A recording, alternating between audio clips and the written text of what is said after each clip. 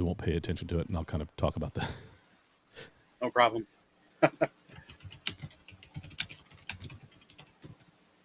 Hey guys, it's Marty from Two Line Slot Cars and a special Saturday night live stream. Been meaning to get together with Dave Kennedy for a while, and it just kind of happened. Saturday Night Live. Saturday Night Live, that's right. Our two worlds collided. Neither of us had big dates, I guess, on Saturday night. So we decided to jump in and have a live stream. So Not Dave, at all. Dave, how you doing? I'm doing pretty good. Things are going okay after the surgery, and just a little bit sore still. Yeah.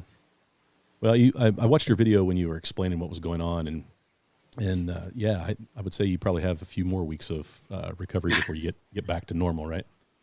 Yeah, I mean, we'll see. I went grocery shopping with the wife today, and it was a lot of work just walking around the grocery store. Anyway. Yeah. No, I imagine. Anytime. So how you doing? I'm good. You know, it's been a fun week. I've done a lot of slot carring this week.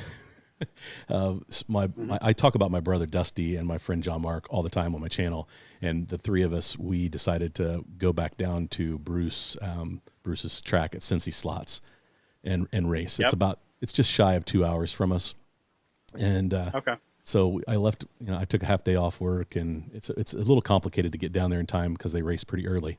But man, those guys down there, they're a blast. Great guys, very welcoming. It's just, I did a video about it a couple weeks ago. Just great experience. I'm like, I should hope that every new slot car person that jumps in and has the guts to go racing bumps into a situation like that. But I know that they don't. But it was great. Yeah. So we went down and raced. They were racing Group B sideways cars, analog, and then they do 124th this month. And they do it from month to month, and then they do 124 digital Group 5 cars. So, yeah, it was chaos. It was fun. We didn't do great, but that's cool. We had fun. So, well, when you go to someplace new, I mean, I always look at it like you're just going there. It's a social thing. I mean, you're never going to be as fast as the guys who were always there, right? And when you're somewhere new, people are always going to want to talk to you, or show you a car, so it's kind of hard to concentrate. So, I mean, I just enjoy it when I'm hanging out with folks at someplace new, So yeah. I mean, that's kind of we took it in. The first time we went, it was a couple weeks ago, and we showed up just planning to watch, just kind of take it in. I've never been to a public track, so how does somebody run a race night? How do things progress? How do you do lap counting? Just had lots of millions of questions. And we get down there, and a guy through the channel knew we were coming and prepped some cars for us. And he's like, "Oh no, if you're going to be here, you're going to race." So we got loaner cars. Yeah.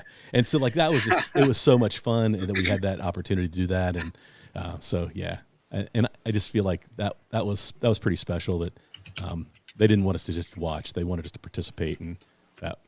So now I'm all in on non-mag. We can talk about that later, but I was totally a magnet guy. and so they raced non-mag down there, and I really did not have maybe more than 50 laps non-magnet on my track before we went down there.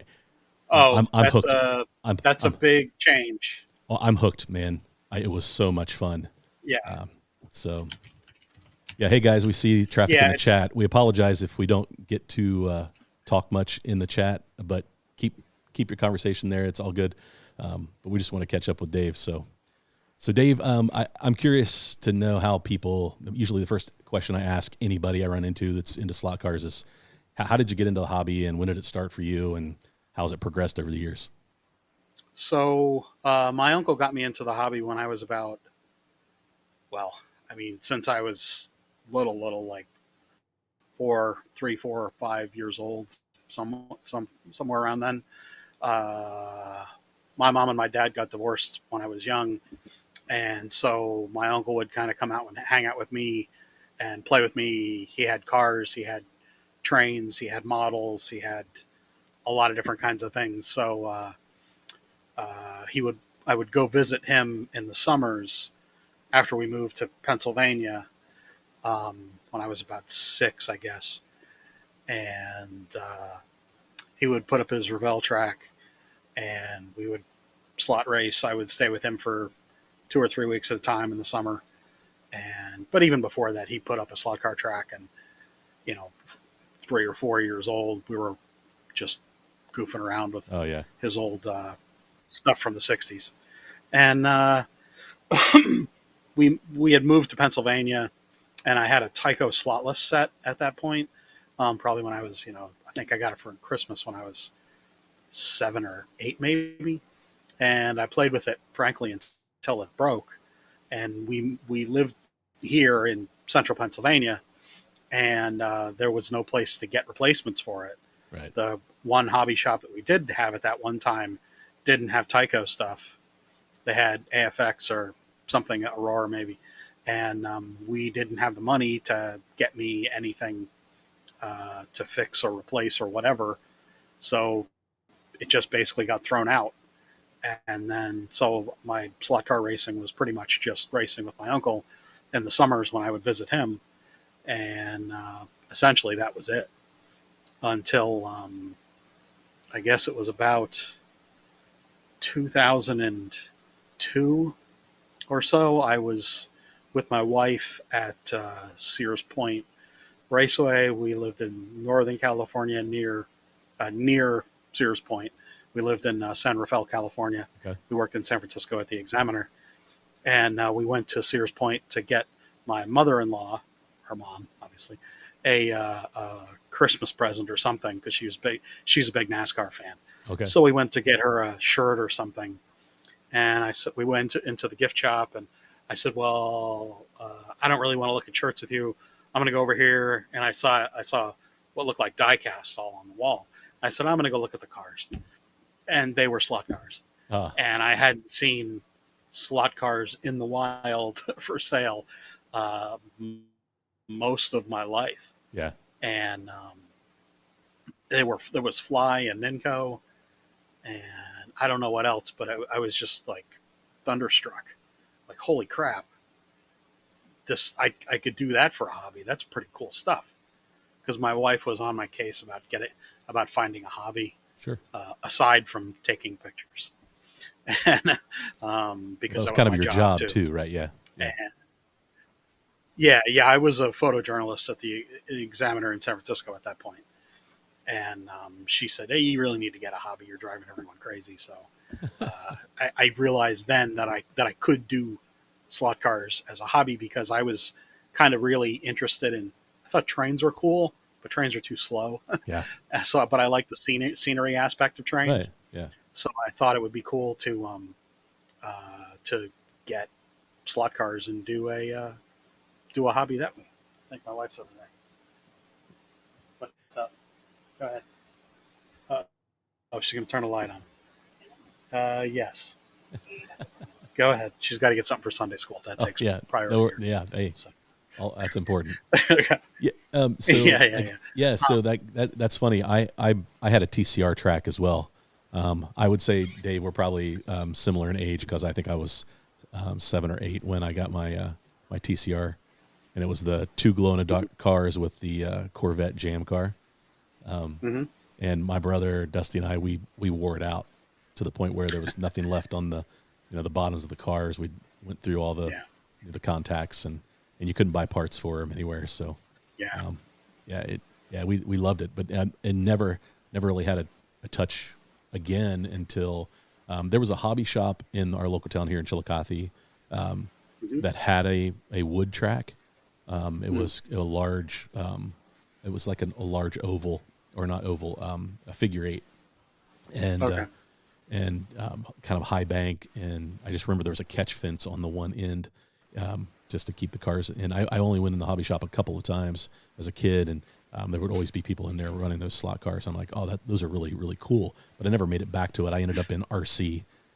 My brother and my dad and I and my uncle.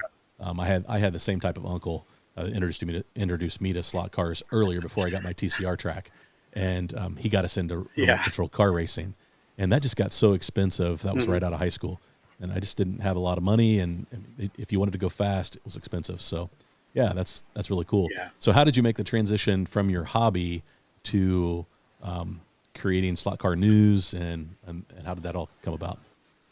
So, um, so I guess I wanted to. Being a photographer and having access to, we had like a commercial studio at the newspaper I worked at that time. We had, a big room, like bigger than my office, like a 20 by 20 foot room that was we would use for taking portraits and stuff. Anyway, Yeah. I started getting kind of interested in, well, I've always kind of lived life looking through a camera, I guess, and it just kind of made sense to me to start taking pictures of them because I thought they were interesting to look at, and I liked the different things that you could see on them and the different details, and I liked the little scenery kinds of things. So, and also I realized that there at the time, so this was like 2004. So within probably, because we moved back from San Francisco in 2003, I think, to the New York City area, and I took a job in New York City area at this newspaper. That was the paper I was working at, and I realized at the time that there was a lot of interest in what was coming out from the companies, and it was kind of haphazard how it was shown online. Some companies had people like Ninko Bob Lewin at the time would show, would get on and post some pictures sometimes of the cars that they were going to be selling. And then there was a person or two maybe that would post from other companies, but there was no kind of one way that everyone shared information.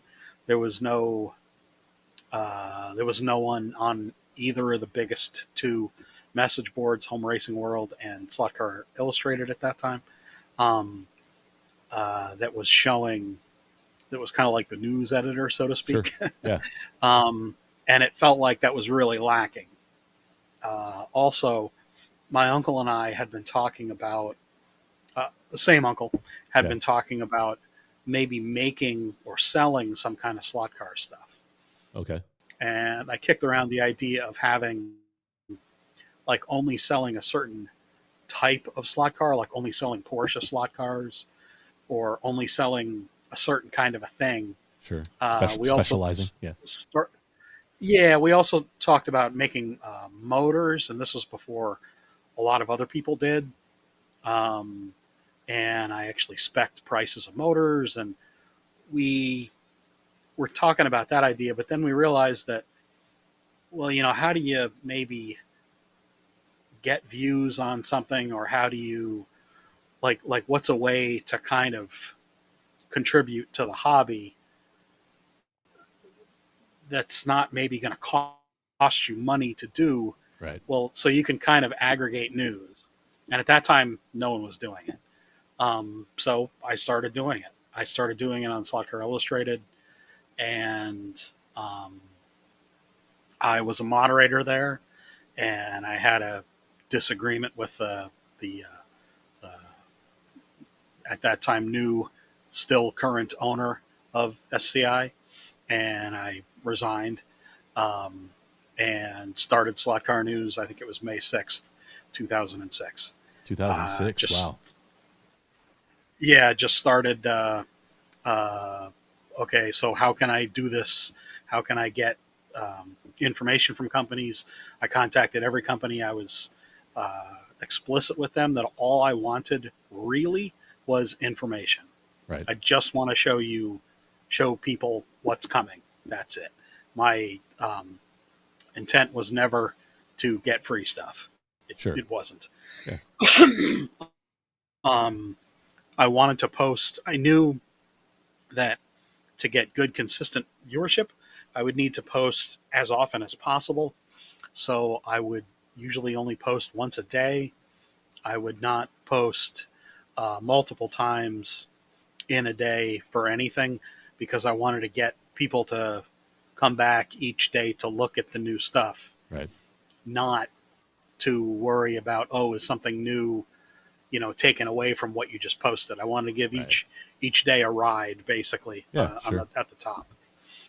And because I wanted some real racing news as well, I contacted every car company and every racing series and asked if I could use their press releases and official photos and things like that.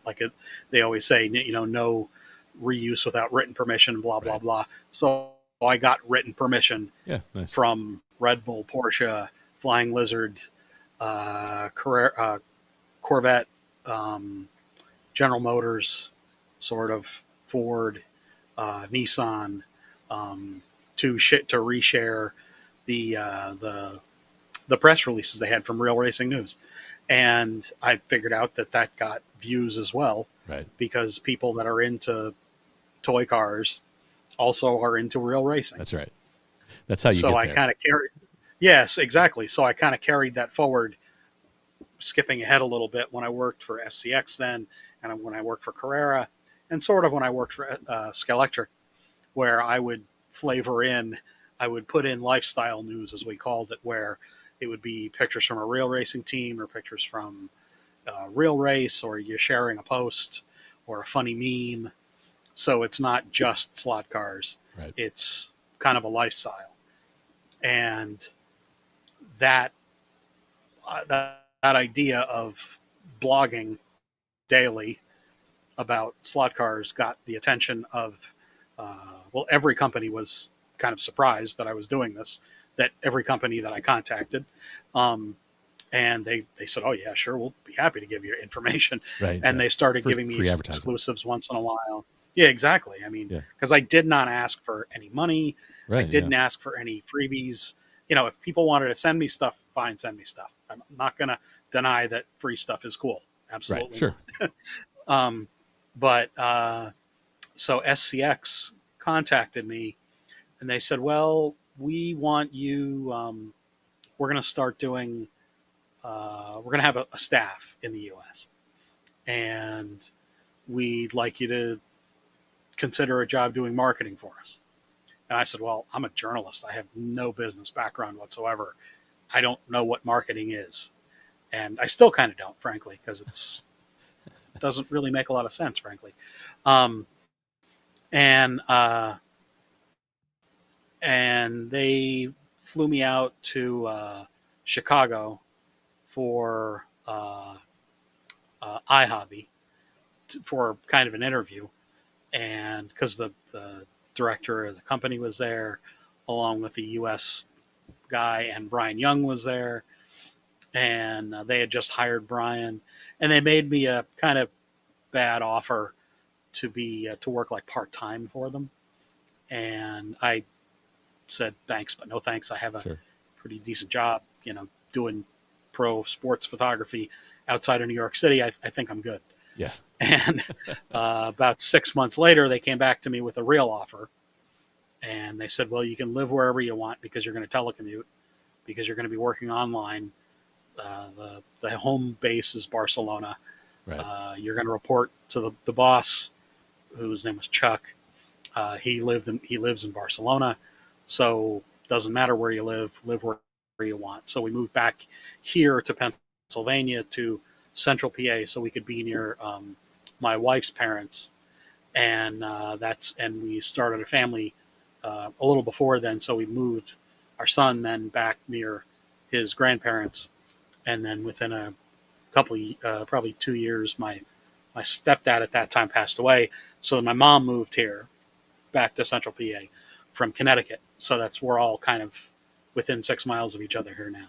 Nice. So that's been a great support network. And, we live in a quiet area, safe area, and, decent job I got to travel quite a bit working for the slot company. So that's kind of how I got started. Not so much in a nutshell. Yeah. Well, I mean, you talk a lot of, in your live stream about your experience working with the slot companies, and and I was always curious about how did you get there. So it really came from the work that you'd put in on the blog, and that got noticed, and Yep. so they saw your influence Yep. early, and so then now you've made that transition. When did you start? So I mean, you're almost 20 years into this thing, man. That's amazing. I mean, you're 17 years in. Yeah. Yeah, Yeah. that's awesome.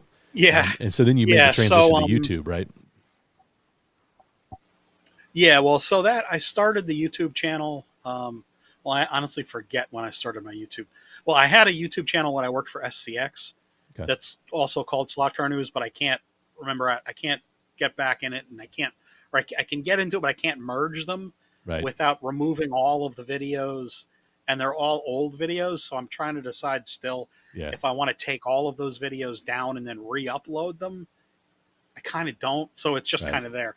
So anyway, but in earnest, doing what I do now, I guess I started probably within 3 months during the pandemic Okay. uh, of losing my job with Scalectric, kind of when I was free, so to speak, of working for any one company, Right. and then I had the time and the quote unquote freedom Sure. to say what I feel like without having anyone to decide for me. Sure. So wow, I mean, so your channel has really grown then, thanks to the pandemic, because I think that's Yeah. what started all this for me. Like how I jumped in be almost 2 years ago. My wife and I bought a house. We were early empty nesters. My kids are off at college, and we're like, hey, let's. There's an old historic home that we've always loved. Came up for sale. We bought it, and we're moving in. And my buddy John Mark is like, we're moving stuff in, and the basement is huge, right? And he's like, man, this would be a perfect place for you to put a slot car track. And I was like, oh, That's wow, awesome. you're right. That's And- really cool. And then I in the attic in this place it's great big too. So I have actually 2 spaces that I could do this in, but I settled on the basement. But I researched the heck out of it. I was like, okay, what brands do I look at? What scale? And so I started searching YouTube, and that's how I discovered you. Your channel was one of the first ones. Okay. Some of your videos, Okay. you're helping beginners decide like what to look for in slot car tracks and the differences between. I think your video where you break down the sizes of the curves, all the radiuses. That was one of the first That was probably YouTube videos I ever watched about slot cars. Yeah, that's probably people. I think kind of wonder why I talk about the size of the curves as a key thing, because it's the smallest dimension you can possibly measure. Right. Like if you have a certain minimum width, that's the minimum width you can use for a table, and that's a big deciding factor in what brand to start with. Yeah.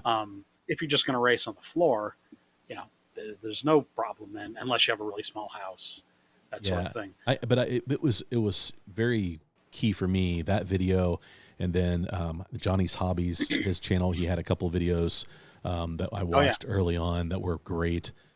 He commented on one of my videos this past week, and I had a chance to tell him, I'm like, hey man, one of your videos was the first thing that kind of helped me decide like what brand. I went Carrera Digital just because I was fascinated with all the digital stuff.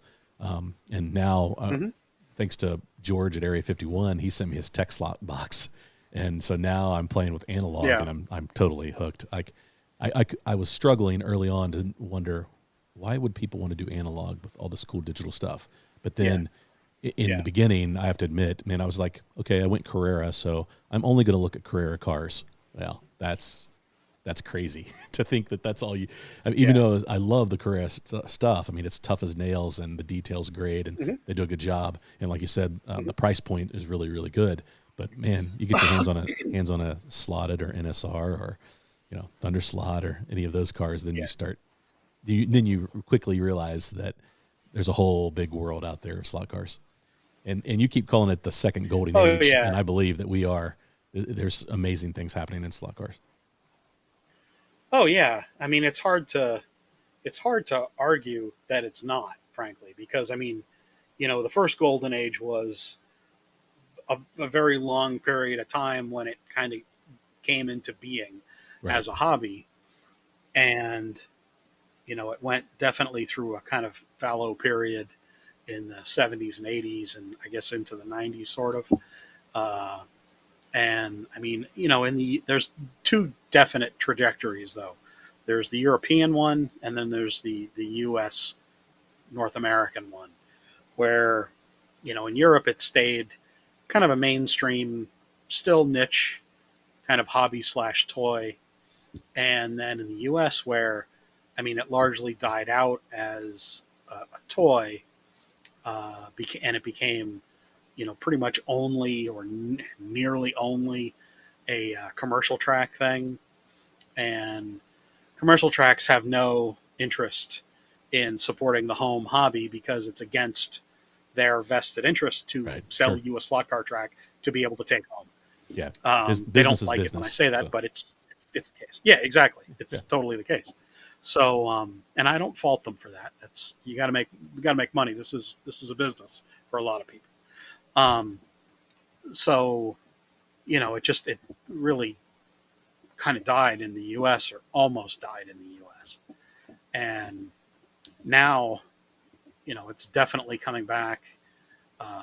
Certainly, I think it's maybe growing a little bit in Europe. I definitely think it. I mean, when I worked for Carrera, we sold 250,000 sets in a year, mostly Go. You know, maybe 0.5% might stay with the hobby if you're lucky. That's still a lot of people. Right. So, you know, and I have no numbers to back any of that up. There's no numbers Right. to no one's ever done market research really here in the U.S. ever, and there's just no way to know how many people stay with it. But we sold a lot of sets here, and you know, you're selling them to the big box stores. Someone's going to keep them, and Right. someone's going to look into the hobby beyond that one Go set that they bought or that one electric set that they bought. So, you know, I think it's definitely, I think the hobby is sustaining here, and I think the quality, which kind of comes to the idea of the golden age, because that's really what I'm referring to, is the quality of what we get now is unmatched by any stretch of the imagination. Um, yes, there were, you know, definitely more people at one point interested in it, but the quality now is just out of sight compared to what it was in the 60s and 70s. Yeah. So I had somebody yeah. give me a couple of their old slot cars from the 60s, and I have them back on my Yeah. table, and there is no comparison to what we're seeing today. Yeah. You know, with what we can do with plastics and 3D printing and all the other things that are available to us now that weren't available back then, is just, yeah, they're pretty crude compared to what we see now. There's a lot of tech in some of these. And just the machining and the aluminum and the, you know, just like the gears that you get in an NSR or a Slotted or a Thunder Slotter. Pick your hobbyist brand here. Right. It's all better than, you know, show me anything from the 60s. I'll show you anything from right off the shelf from any of those companies now, and it's better now. It just is. Yeah. And you know, the price is reasonable for a lot of the stuff. You know, the stuff is a lot of times assembled by hand in non-third world countries. So, you know, anything that it's assembled in Italy is going to cost you a lot more money. Yeah. Or Spain or wherever. So, you know, I don't begrudge people trying to make a living from their living.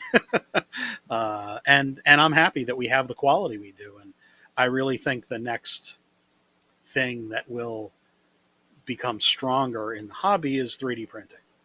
Yeah. And it's not, I don't want to say it's not there yet, because it really is, but you have to finish the body more than I think, you know, 5 or 10 years from now, when we'll be able to get, you know, a 3D printed smooth body that'll be absolutely perfect, along with 3D printed metal parts that'll be absolutely perfect, and we'll just order a kit exactly the way we want it. Right. So, but that's a few That is years. exciting. Yeah, that's exciting though that's coming down the road, and that there are companies, small companies, that have the opportunity to be a player in that. I think that's that's what I'm enjoying about what I'm discovering in slot cars is, there's a lot of there's a lot of small companies getting to participate and make a big impact. All the scenery stuff that you talk about from Racetrack Scenics, right? Is that right? Yep. Yep. Fantastic. Like, how awesome is that? So if you're into building scenery, that's amazing that there's a couple guys making that stuff to really help the hobbyist out. And there's a lot of things that are really cool about what's happening in slot cars right now. Yeah, definitely. And I kind of slipped my mind. How could it have? The not just the 3D printed stuff, but like you say, the laser cut wood MDF is just, it adds so many options for you as a builder. It really adds, and it's kind of like my uncle was laughing at me. I said, yeah, I love the sanding. I love the smell of the wood. Yeah. And he's just like laughing at me. He's like, oh, you love the smell of the wood when you're sanding? I'm like, yeah, it's fun to sand the stuff. And I just had such a great time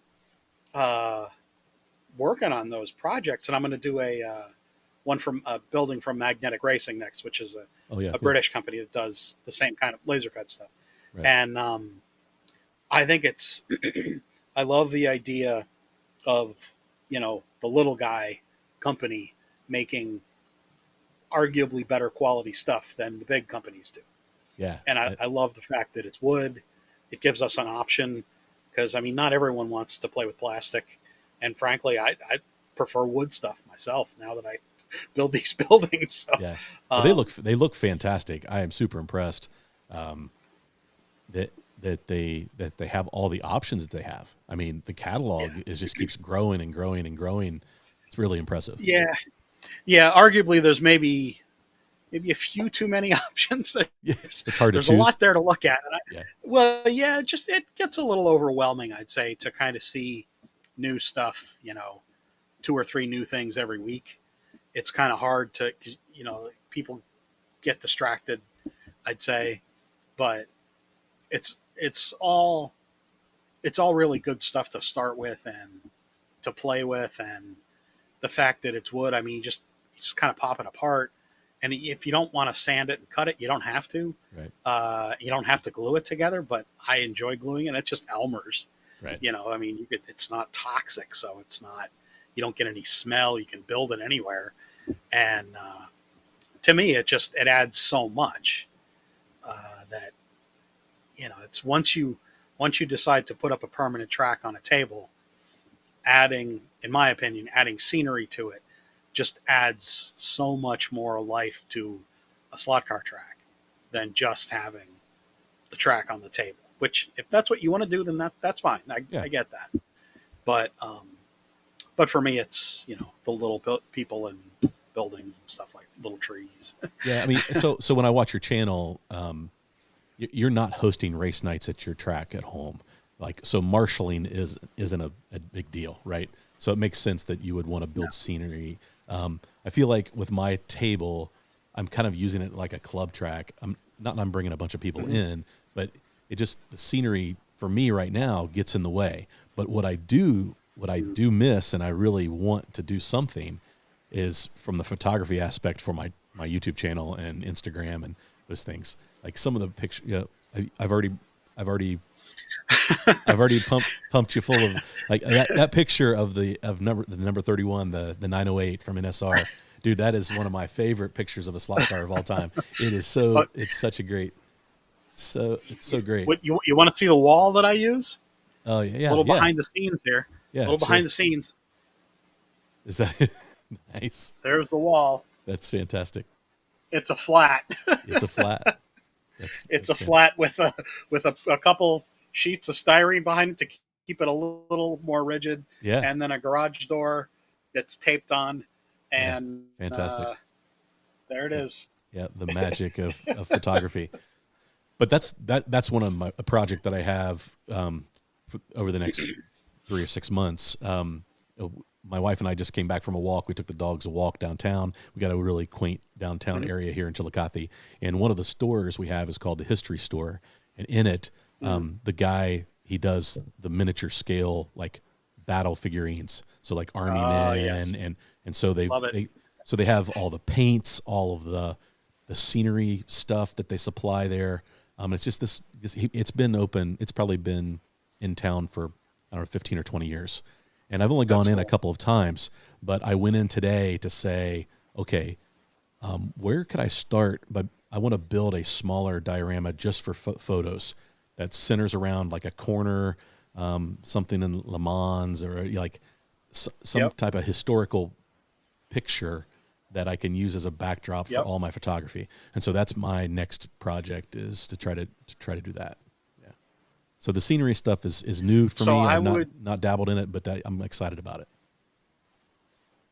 Yeah. So that's, it's way easier than you'd think to do that. And definitely Boone's channel. Yes. He does a lot of that kind of thing. I'm going to start a project at some point soon where I'm building a kind of a mountain for my track. Yeah. I just have a whole sheet of 4x8 sheet of foam insulation, 1/2 inch thick. I think it's 1/2 inch thick foam insulation. I'm just going to cut it into layers and then shape it with a rasp, glue it together, kind of like a sandwich with Elmer's. And it takes a while to do, but it's fun, and it's really easy, and there's no wrong way to do it, really. Right. You know, so yeah, I mean, it's to have that kind of inspiration where, and I know the kind of guy you're talking about doing the little figures, the little white metal figures, or lead or whatever they are. Right. I love that stuff. That stuff is like that's my jam.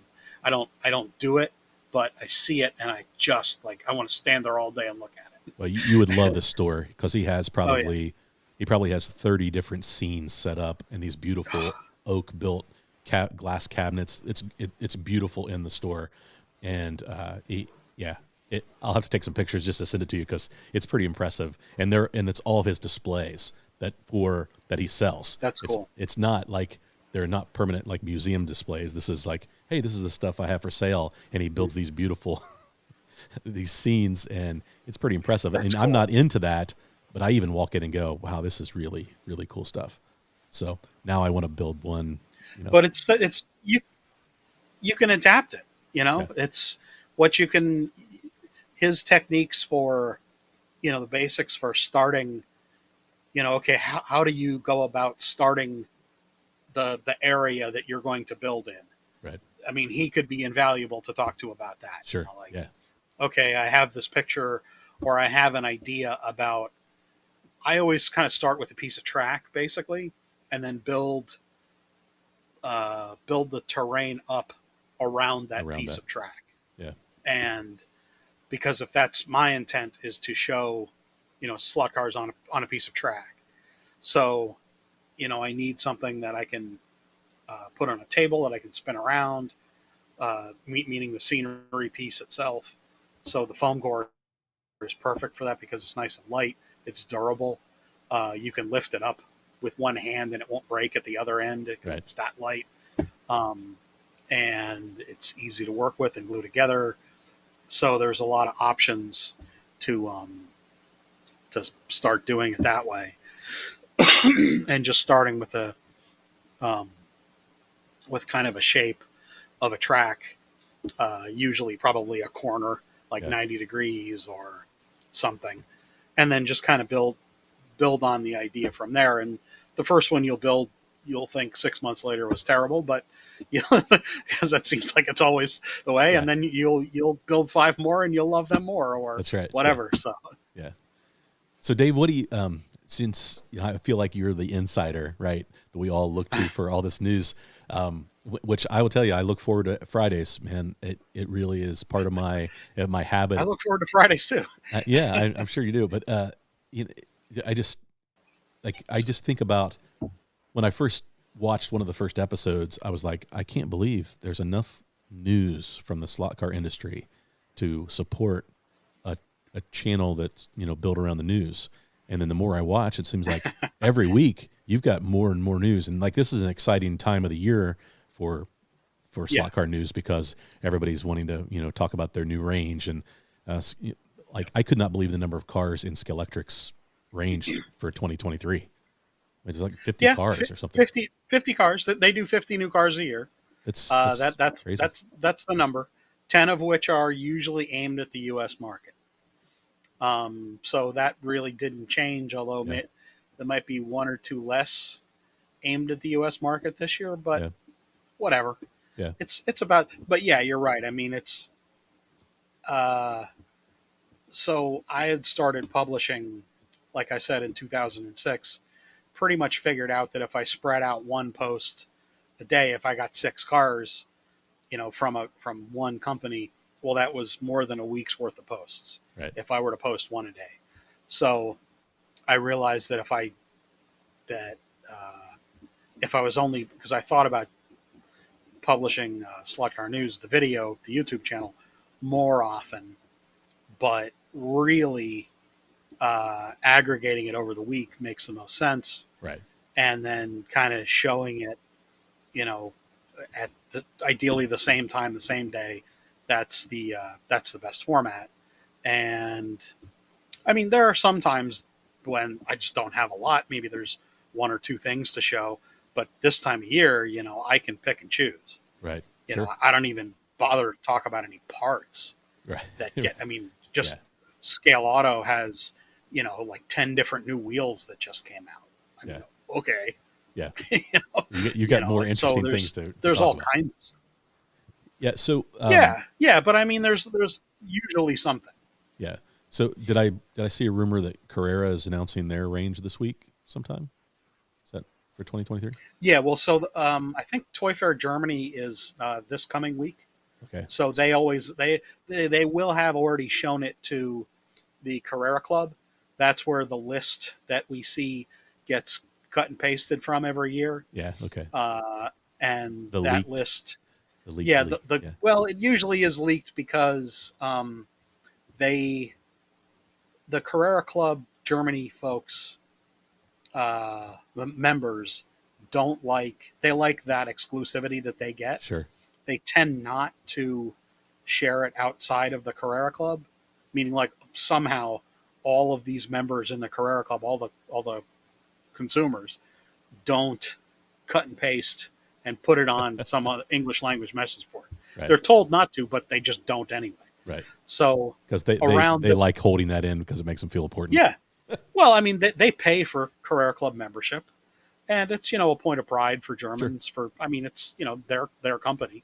So in any case, so they usually don't get many photos, but they do get a list, just text. Yeah. And then, like when I worked for Carrera, I wasn't allowed to confirm that was the list. Of course, I knew what we were doing because I had picked all of the U.S. cars and most of the world cars, at least the liveries. I would work with the design director, and we would pick the cars we were going to make. And then for Toy Fair Germany, that was the first time they'd be seen by the public. And then I would go around as soon as the display was done, as soon as the booth was done in Nuremberg, I would take pictures of the booth, and then I would kind of dole out the photos by scale, or maybe I'd dump them all at one time.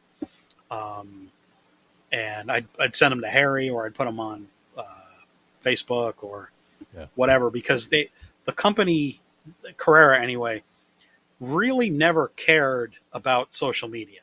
They cared about the people that were showing up at the show. So they would hardly ever post any news anywhere for people to see who weren't at the show, which is inconceivably short-sighted to me and probably everybody. Yeah. But so they would, they didn't give a damn if I posted stuff online, because that was not their concern. They underestimated the power of the internet. And then and then, I'd get hundreds and hundreds of likes and thousands of shares. Sorry. That's right. And they started to be a little more controlling about the news then, but but by and large, their main area of focus was the show, because you put hundreds of thousands of dollars into putting up a 2-floor trade booth in Nuremberg, Yeah. and then have maybe 100 people on the booth working. Certainly Wow. 50 people plus. We had a cafeteria there, and it was crazy what they used to do. I'm not sure, they don't do a 2-floor booth anymore, but they did for a few Sure. years. It Yeah. was nuts. Yeah. It's Um, crazy what some of the companies do at those trade shows. I worked for a company for a number of years that we had a piece of software that we developed and sold, and I would travel all over the country doing trade shows, and we were on a like shoestring budget for our booth. But man, some of these companies would drop yeah, thousands and thousands of dollars just to build a yeah, cool looking booth. yeah. When I for Carrera, for the last probably 2 or 3 years that I was with the company, I was the one that kind of designed a lot of the booths for us for trade shows. So I got a little more sense of the budget. I mean, for Toy Fair New York, we maybe would do 20-ish thousand dollars to 30,000 at the very most. Most of that, frankly, was shipping and Teamster, Yeah.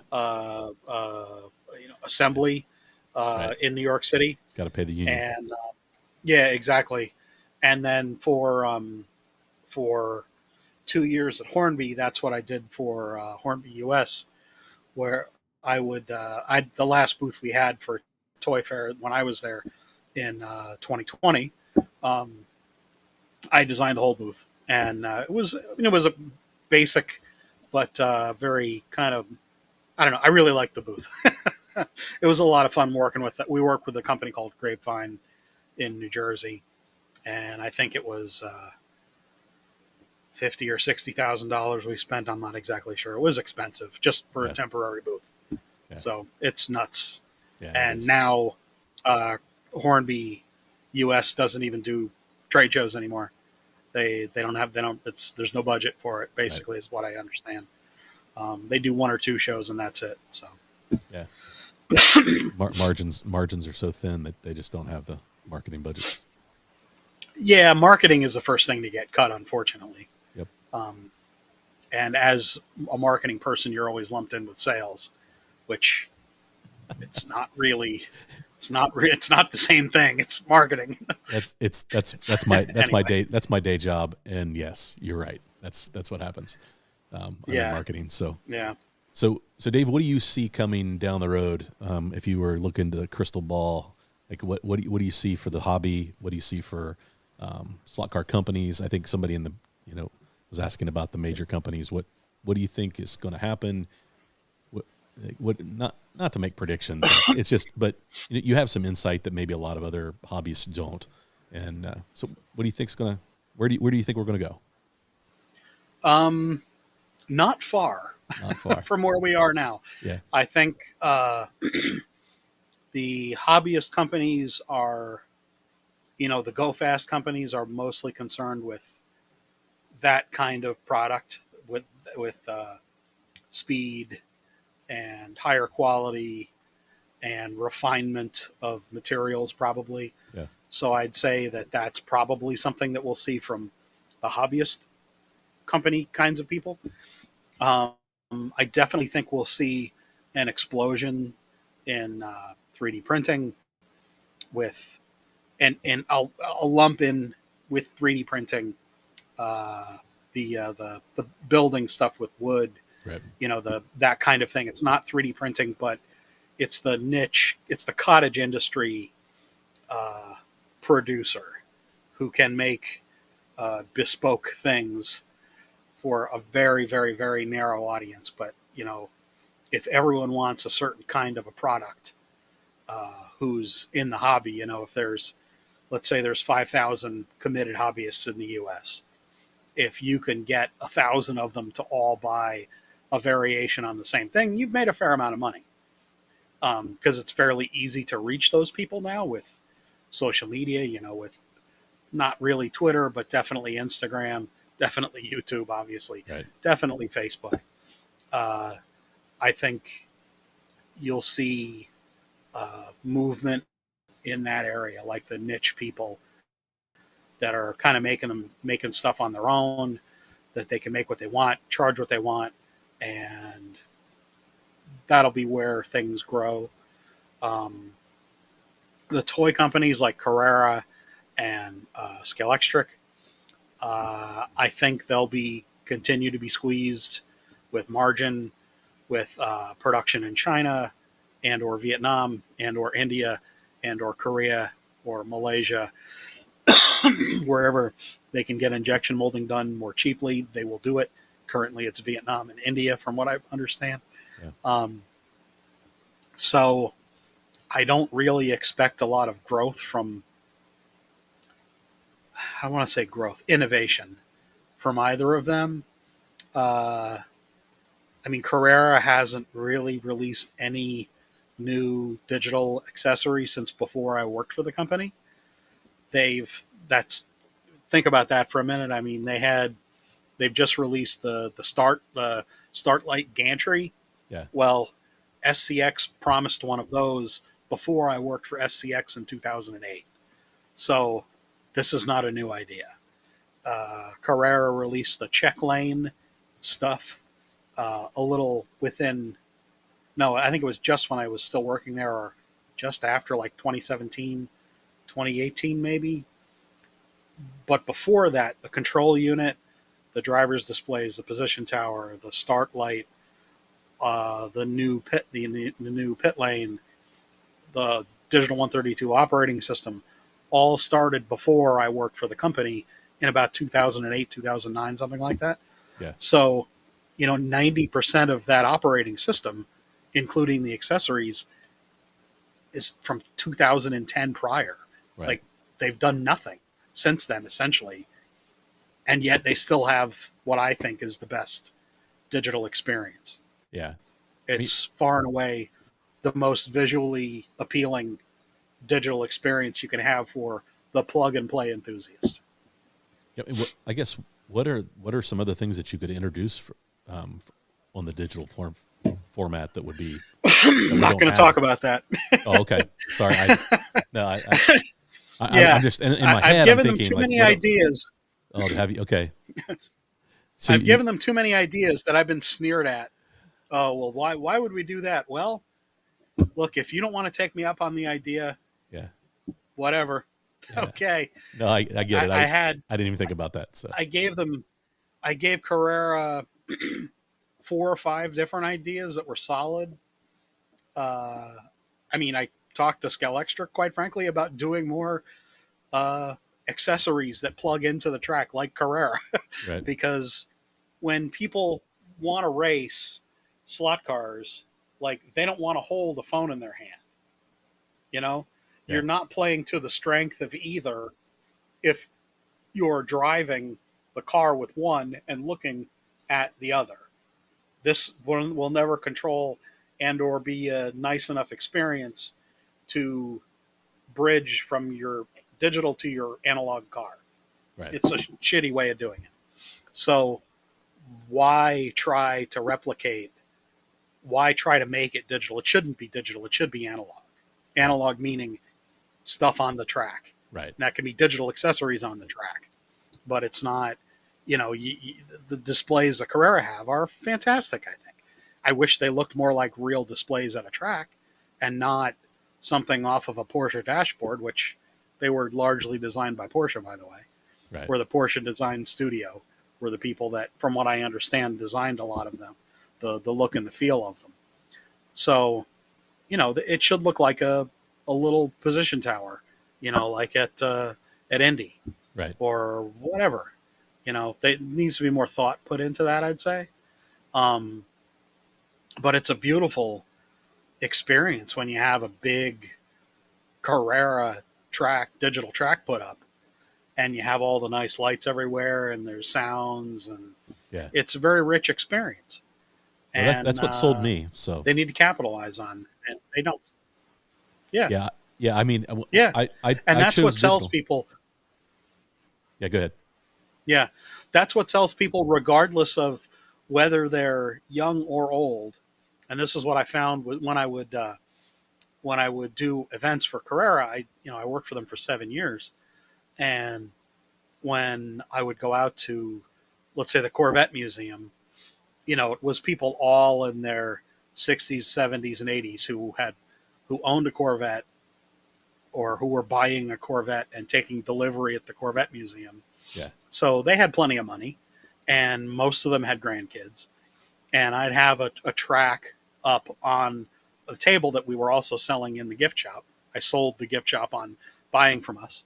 Um, and when the grandparents came up, they'd say, "Oh, this is great. How many cars can you race?" And I explained the idea of digital to them, and they said, "Oh, that's fantastic." I said, "Well, what about the idea of analog? You just have one car per lane." He said, "Well, I got two grandkids and I want to race with them. Why would I want to have only one car per lane? that's I right. want digital." And grandparents all the time would say this to me. So this idea that it's only younger people or only more tech savvy people, however you look at that, is complete nonsense. It's actually probably the opposite. That if you got a grandkids or you have a big family, you want everyone to play at one time. Yeah, yeah. So So on Thanksgiving, I had my family over and I hosted, and we ended up at the track in the basement, and it was pure chaos. 6 cars mhm. on the track. Everybody was laughing, Yeah, having fun. They like yep, I use Smart Race, and that experience that Smart Race creates on top of mhm, the Career Digital is mhm, phenomenal with the announcer and mhm. everything. My siblings, they were blown away. The family was blown away. I'm like, this is so much Yep, fun. And the kids, being able to control their speed and slow their cars yep, down and govern them, it's just brilliant. yep, And it was a game changer for me. And when I jumped in, I was like, why would anybody want to go analog? It just yeah, the experience is so good. Multiple cars, and of course now yep, I'm 8 or 9 months into this, or actually almost a year in, and yeah, totally understand it now. But in the beginning, I was so sold on digital. Yeah, yeah. And I'll be honest, when I first started doing events for Carrera, the digital stuff was a little newer then, and it took about a year for me to get enough of the samples together. Most of the samples I got, frankly, were stuff that had been returned. So I couldn't. I mean, I could request samples to use for an event, but they're like, well, why do you need 4 drivers displays? Why do you need 2 position towers? Why do they're the kind of nickel and diming me right. as far as like getting a new product. And at that point, we were selling everything out as soon as we get it anyway. So, I kind of got where they were coming from. So I kind of had to wait and get some of the stuff used or when it was returned, or someone said, hey, this didn't work, but it still worked, which Right. was usually a lot of the time. Yeah. But as soon as I started using the digital system, I mean, I never showed anything other than digital anyway, Good. because it was reasonably bulletproof, even for a trade show setting. Now I'd have, I would always come with redundant everything with me. So when I was using the control unit, I'd have one out plus I'd have 2 more. Right. And if I have drivers, I usually only have one driver's display out just to show people. And then I would have at least maybe 1 or 2 more. Same thing with all the other accessories. With I would only ever use wired controllers that I would hand to people, because it's harder to walk off with a wired controller than it is with a wireless one. So I would uh, I would give them a wired controller. I only ever do, I mean, obviously 2 at a minimum. I tried to do like 5 or 6 sometimes, and it just too many people on the track. Right. So usually I would just do 3 people at an event that I was doing. So 3 drivers at a time, and that was much more manageable, regardless of the size of the track. And then I would have a wireless controller, once the 2.4 gig, the Wireless Plus came out, I would have a wireless controller that I would have set up for myself. So I could put a car on the track anywhere on the track and then start driving it and walk around and talk to people as I was driving it. I'd just be standing here like this, driving a car, talking to somebody, and they were like, "Oh my God, what are you doing?" and or like I did the Montreal or the Quebec Auto Show a few years, and I have a Lightning McQueen actually that I still use, and this is the prototype of the tow truck. Yeah. So this was the first one the first one that I ever got. So what I did was, and it's an actual prototype. It's not complete on this, and I drove it around at the auto show. So it was he was being pulled by this, and kids loved it. Oh, I'm sure. Yeah. So yeah, digital is just it's far more engaging in a lot of ways, especially with kids. And I don't like at home here. I mean, like you already mentioned, I don't. It's just me here. Right. My son doesn't care about it. My wife doesn't care about it, and I don't have a lot of people that like come over that visit or whatever. So, sometimes some of my slot car friends from the club that I've raced with, sometimes they'll come down once in a while, but they're more than an hour, or about an hour away one way. So it's not really, doesn't really make a lot of sense for them to visit. And I don't have the time anymore to go up and visit and race Thursday night. I'm working or, I got to get up earlier in the morning. I have a real job now. Yeah, that's true. So we'll end with a fun question. We'll get out of the serious stuff from your work days. So I know you have a bunch of slot cars that you've collected over the years. Right now, what are your 3 favorite slot cars that you put on the track and are playing with? Definitely the Viper from Scale Auto. I've really been enjoying that one recently. Definitely the McLaren 720S from NSR. Yeah. And my brother needs help tuning that, by the way. He can't get that car to run on our track very well. Oh, yeah, it's easy on my track because it's got so much grip. Right. The Polycar track has so much grip, and the NSR tires, I mean, they just stick like glue to the Polycar track. So, and then what other car? Probably the Scale Auto Formula One car, or the modern one, or the semi-modern one, or the F1 from NSR. Yeah. So like I haven't really driven this much yet. This is the John see it. The John Player. That's beautiful. Yeah, it's they're a lot of fun, and they're really hooked up, and they don't really require. I mean, certainly on my track, they require no tuning. Just take out the magnet and you're done, basically. Yeah. But that's one of those cars definitely goes on the track when I'm going out there. Yeah. I got a bunch of cars. Yesterday, I got a big box from Great Traditions, which has all 5 of the new Cudas in it. Oh, I haven't opened the box yet. The guys were salivating over those Cudas at Cincy Slots. He had them set out on display at the track. They're beautiful. Yeah, they're they look really nice. I mean, I guess I don't have them out of my box yet. They're right over there. And I got several boxes actually from Hornby, including a set. I'm going to do an unboxing of the American Street Race set. It's the Mustang and Camaro Street Race set, and I'm going to give the set then to a kid locally, that young kid that wants a set. He likes cars, and that's cool. We think, I was talking with his mom, and she's like, "Oh yeah, he'll probably like it." So I'm going to give him the set. Whatever. I'm sure he'll enjoy it. Yeah.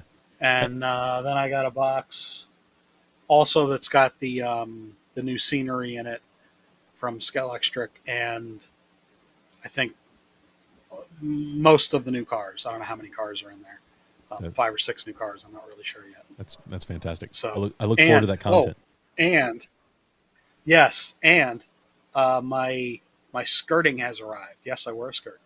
My skirting from Slotted and Polycar have arrived.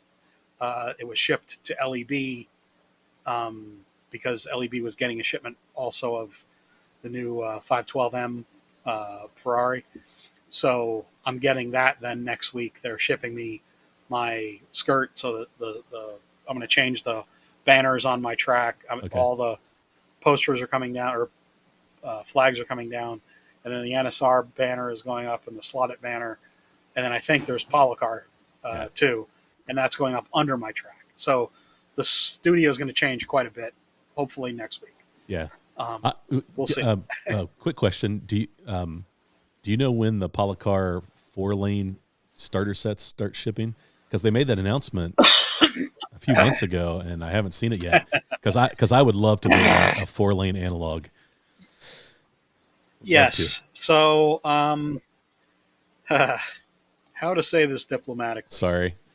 There has been some discussion behind the scenes about who and how is going to ship and or house sets.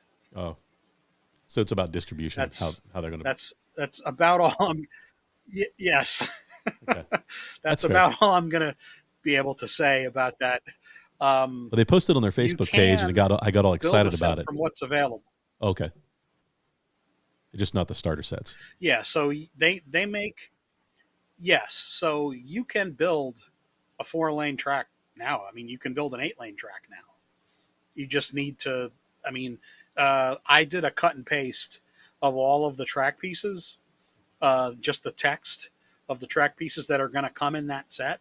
So you could go to LEB or Cincy Slots or Great Traditions or whoever you deal with, and say, I want all of these pieces. Now, whether they'll have all of those pieces, who knows?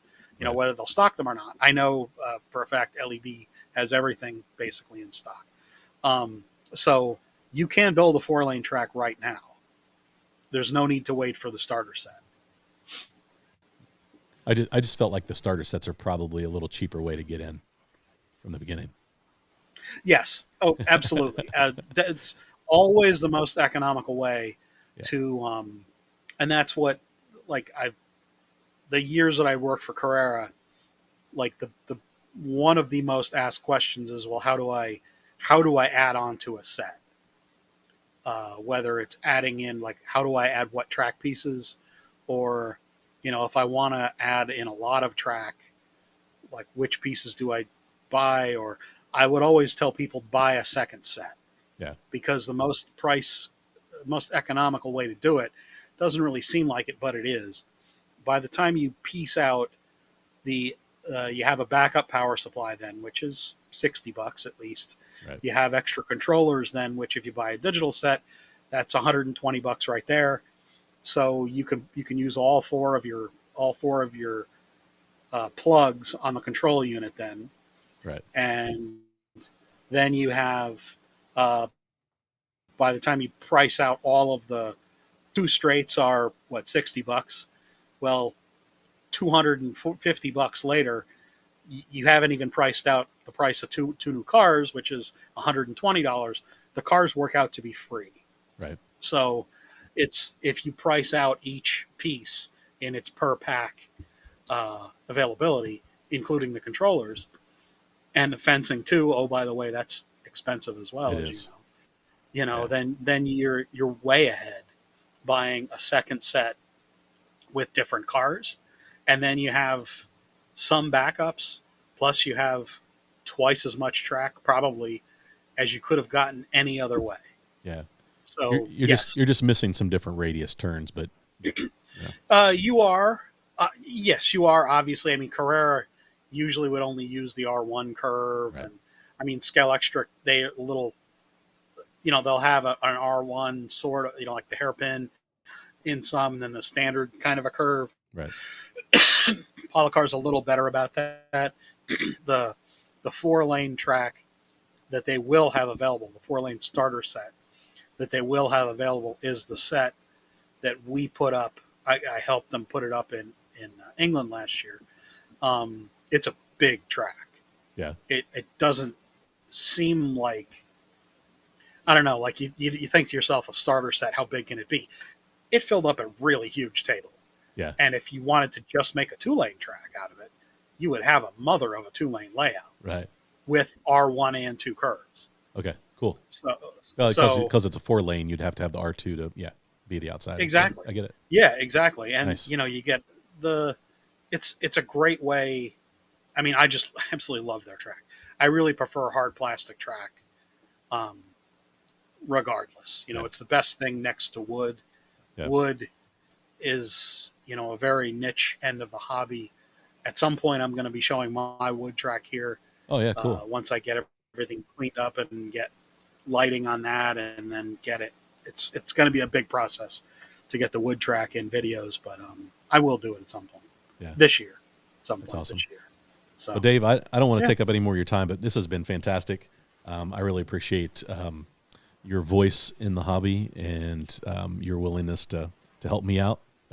We've had multiple conversations, and you've always been just a pleasure to talk to, and always very kind to return my emails, and so I appreciate that. But if any of you are watching, go subscribe to Slot Car News.